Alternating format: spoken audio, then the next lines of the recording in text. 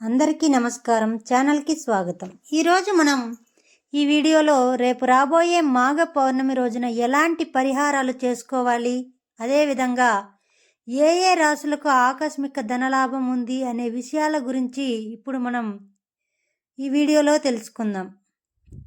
2026 ఈసారి మాఘ పూర్ణిమ వేళ లక్ష్మీనారాయణ యోగం ఈ 4 రాశులకు ఆకస్మిక ధనలాభం అనేది కలగబోతుంది. ఈ 2026 జ్యోతిష్య శాస్త్రం ప్రకారం ఈ ఏడాది మాఘ పౌర్ణమి వేళ బుధుడు శుక్రుడి యొక్క సంయోగంతో కొన్ని రాశుల వారికి ఆకస్మిక ధనలాభం అనేది కలగబోతుంది. ఈ జాబితాలో మీ రాశి ఉందేమో చూసేయండి. ఈ 2026 జ్యోతిష్య శాస్త్రం ప్రకారం శుక్రుడిని అందం, వ్యాపారానికి ప్రతీకగా చెప్పుకోబడతాము. అదేవిధంగా బుధుడికి గ్రహాలకు యువరాజుగా, అదేవిధంగా తెలివితేటలకు సంకేతంగా భావిస్తారు. నవగ్రహాలలో ఎంతో ప్రాధాన్యత ఉండే ఈ 2 గ్రహాలు ఈ ఫిబ్రవరి 1వ తేదీ ఆదివారం రోజున మాఘ పౌర్ణమి వేళ అత్యంత శక్తివంతమైన లక్ష్మీనారాయణ రాజయోగం అనేది ఏర్పరచనున్నాయి. ఈ పవిత్రమైన యోగం శని రాశిలో ఏర్పడనుంది. ఈ సందర్భంగా మాఘ పౌర్ణమి వేళ ఏ రాశుల వారికి శుభ ఫలితాలు అనేవి రానున్నాయో ఇప్పుడు మనం ఈ వీడియోలో తెలుసుకుందాం. మొదటిగా మిథున రాశి. ఈ మిథున రాశి వారికి బుధుడు అధిపతిగా ఉంటాడు కాబట్టి ఈ మాఘ పౌర్ణమి వేళ బుధుడు శుక్రుడి కలయికతో ఈ రాశి వారికి విశేషమైన ప్రయోజనాలు అనేవి కలగబోతున్నాయి. ఈ కాలంలో శుక్రుడి అనుగ్రహంతో మీ యొక్క ఆదాయం, వనరులు అనేవి పెరగబోతున్నాయి. మీ పెండింగ్లో ఉన్నటువంటి పనులు పూర్తయ్యే అవకాశం కూడా ఉంది. వ్యాపారవేత్తలకు పెట్టుబడుల నుంచి అనేక లాభాలు పొందే అవకాశం అయితే మనకి కనిపిస్తూ ఉన్నది. మరి 2వ రాశి చూసినట్టయితే కన్య రాశి. ఈ కన్య రాశి వారికి బుధుడు శుక్రుడి కలయిక వల్ల అనేక ప్రయోజనాలు కలగనున్నాయి. మరి ముఖ్యంగా మాఘ పౌర్ణమి వేళ మీరు చేసే ప్రయత్నాలన్నింటిలో మంచి విజయం అనేది సాధిస్తారు. అంతేకాదు మీ కోరికలన్నీ కూడా నెరవేరుతాయి. చాలా కాలంగా వాహనం లేదా ఆస్తి కొనుగోలని ఆలోచిస్తుంటే ఈ సమయం అనేది అనుకూలంగా ఉంటుంది. మీ పూర్వీకుల ఆస్తికి అదేవిధంగా సంబంధించినటువంటి వివాదాలు పరిష్కరించబడతాయి. మీ ఇంట్లో శుభకార్యాలు నిర్వహించే అవకాశం కూడా ఉంది. మరి 3వ రాశి చూసినట్టయితే తులారాశి. ఈ తులారాశి వారికి మాఘ పౌర్ణమి వేళ ఏర్పడే లక్ష్మీనారాయణ యోగం వేళ శుభ ఫలితాలు రానున్నాయి. ఈ కాలంలో మీ వైవాహిక జీవితంలో సంతోషంగా, అదేవిధంగా అవివాహితులకు కూడా మంచి వివాహ ప్రతిపాదనలు వచ్చే అవకాశం కూడా ఎక్కువగా ఉంది. మీకు రావాల్సిన బకాయిలను తిరిగి పొందుతారు. మీరు చేసే పనుల్లో ప్రశంసలు అనేవి లభిస్తాయి. వ్యాపారులకు మంచి లాభాలను పొందే అవకాశం కూడా ఉంది. మీ కుటుంబ జీవితంలో కూడా విభేదాలన్నీ కూడా తొలగిపోతాయి. ఆర్థిక పరంగా బాగా మెరుగుపడుతుంది. మరి కుంభరాశి వారికి ఈ శుక్రుడు బుధుడి కలయికతో అనేక రంగాల్లో సానుకూల ఫలితాలు అనేవి రానున్నాయి.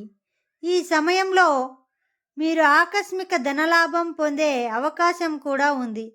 ఉద్యోగులకు ప్రమోషన్లు లభించే అవకాశం ఎక్కువగా ఉంది. మీ కుటుంబ జీవితంలో సంతోషంగా ఉంటుంది. ఆర్థిక పరంగా మెరుగ్గా ఉంటుంది. మీ యొక్క ఆత్మవిశ్వాసం కూడా పెరుగుతుంది. మీ ఆరోగ్యం పట్ల అనేక లాభాలు కూడా మెరుగుపడుతుంది. విద్యార్థులు పోటీ పరీక్షల్లో రాణించే అవకాశం ఉంది. ఈ ఫిబ్రవరి 1 అద్భుతమైన రోజు. 100 ఏళ్ల తర్వాత వచ్చే ఈ అరుదైన యోగం అపమృత్యు దోషం పోవాలంటే ఏం చేయాలి అనేది ఇప్పుడు తెలుసుకుందాం. ఈ 2026 తెలుగు మాసాల్లో ప్రతి నెలకు ఒక ప్రత్యేకత అనేది ఉంటుంది. కార్తీక మాసం దీపారాధనకు ప్రసిద్ధి అయినట్టే ఈ మాఘమాసం కూడా పవిత్ర స్నానాలకు ప్రసిద్ధి. అదేవిధంగా ఈ హిందూ సాంప్రదాయంలో ప్రతి పండుగకు కూడా ఒక ప్రత్యేకత అనేది ఉంటుంది. అలాగే ఈ పౌర్ణమి తిథికి అమావాస్య తిథికి కూడా ఈ ప్రత్యేకమైన విశిష్టత అనేది ఉంది. ఈ నేపథ్యంలో ఈ మాఘమాసంలో వచ్చే పౌర్ణమి తిథిని మాఘ పౌర్ణమి అంటారు. ఈ మాఘ పౌర్ణమి రోజు విష్ణుమూర్తిని పూజిస్తారు. అయితే ఈ ఏడాది వచ్చే మాఘ పౌర్ణమిని 2026 వేళ పాటించాల్సిన పరిహారాలను ఇప్పుడు మనం తెలుసుకుందాం. ఈ 2026 మాఘ నక్షత్రంలో చంద్రుడి సంచారాన్ని మాఘ పౌర్ణమిగా జరుపుకుంటారు. ఈ ఏడాది మాఘ పౌర్ణమి 2026 ఫిబ్రవరి 1వ తేదీన జరుపుకోనున్నారు. ఈ ఏడాది వచ్చే మాఘ పౌర్ణమి అరుదైన యోగంతో రానందుట వలన అయితే ఎప్పుడైనా మాఘ నక్షత్రం చంద్రుడు ఉన్నప్పుడు పౌర్ణమి రోజు చేసే పరిహారం వలన అపమృత్యు దోషం నుంచి కూడా మనము కాపాడుకోవచ్చు. అలాగే ఆయుష్ను పెంచుతుందట. అలాగే మిగతా గ్రహాలన్నీ కూడా ఒక్కొక్కటి మకర రాశి నుంచి కుంభరాశిలోకి వెళ్తున్నాయి. ఈ ఫిబ్రవరిలో చూస్తే పంచగ్రహ కూటమి 12 నుంచి 15 రోజులు ఉంటుంది. అయితే ఈ మాఘ పౌర్ణమి రోజు ఎవరైతే సూర్యుడిని అమ్మవారిని అదేవిధంగా ప్రార్థిస్తారో వారికి ఆయుస్సు పెరగడంతో పాటు మానసిక రుగ్మతలు ఆరోగ్య సమస్యలు అనేవి కూడా తొలగిపోతాయి. అలాగే మకా నక్షత్రం వచ్చినప్పుడు అమ్మవారిని పూజించడంతో పాటు పితృదేవతారాధన చేయడం అత్యంత శుభప్రదం. పితృదేవతారాధన వల్ల కలిగే ప్రయోజనం ఏమిటంటే ఈ జన్మయోగంలో పిశాచ యోగం పట్టడం, దోషాలు కలగడంతో పాటు ఇంట్లో ఉండే నెగిటివ్ ఎనర్జీ కూడా తగ్గి దేవతా శక్తి అనేది పెరుగుతుందట. ఇవి జరగాలంటే మాఘ పౌర్ణమి రోజు అమ్మవారి యొక్క ఆరాధనతో